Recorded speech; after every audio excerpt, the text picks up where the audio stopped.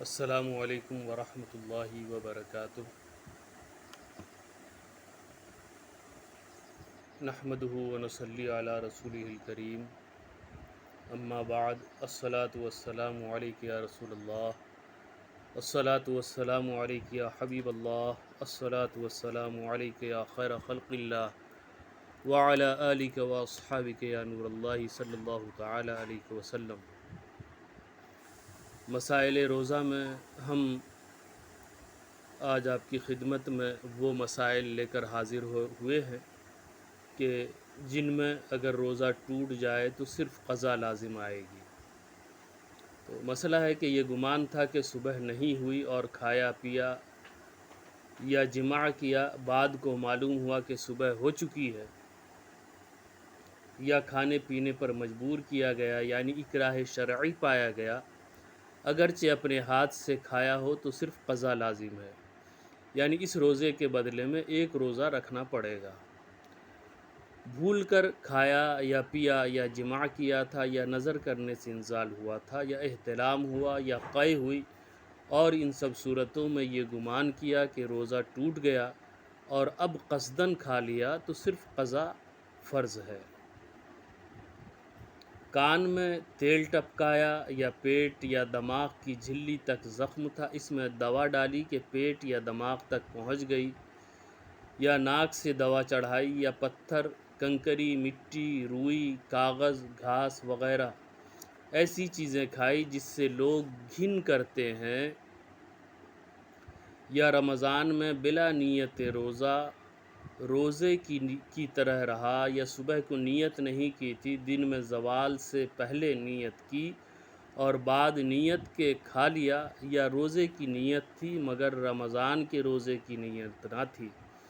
یا اس کے حلق میں بارش کی بوند یا اولا جاتا رہا، یا بہت سا پسینہ یا آنسو نکل گیا،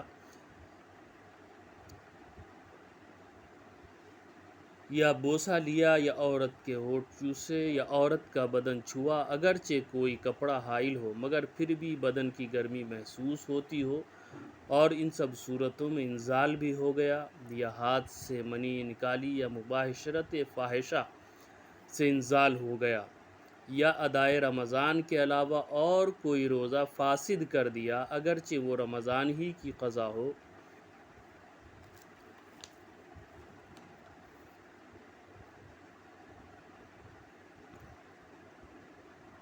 تو یا مباشرت فاحشہ سے انزال ہو گیا، یا ادائے رمضان کے علاوہ اور کوئی روزہ فاسد کر دیا اگرچہ وہ رمضان ہی کی قضا ہو، یا عورت روزہ دار سو رہی تھی،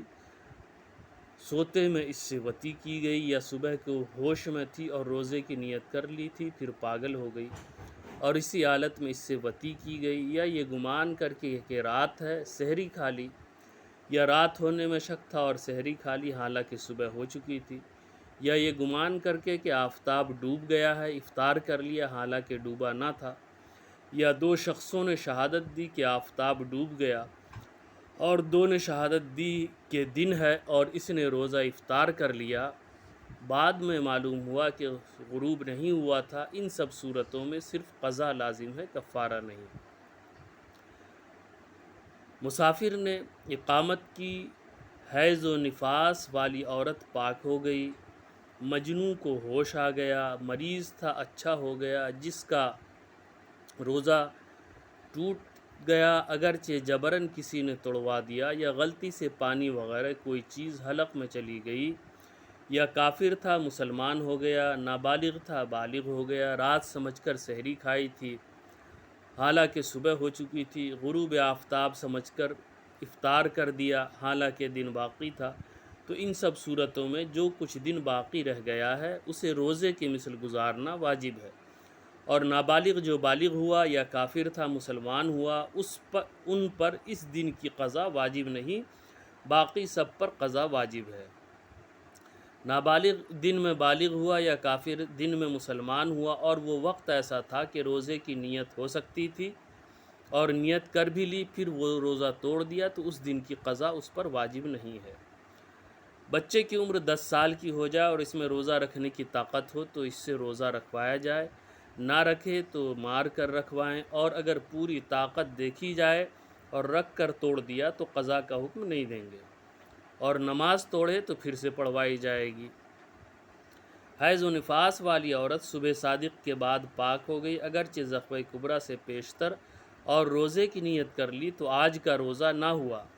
فرض نہ نفل، اور مریض یا مسافر نے نیت کی یا مجنون تھا ہوش میں آ کر نیت کی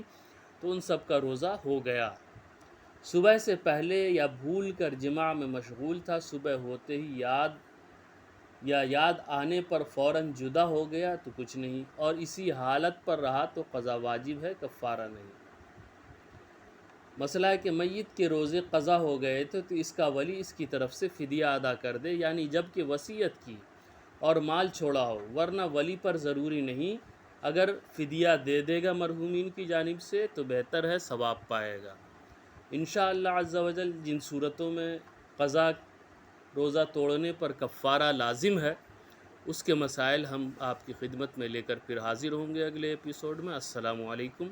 ورحمۃ اللہ وبرکاتہ۔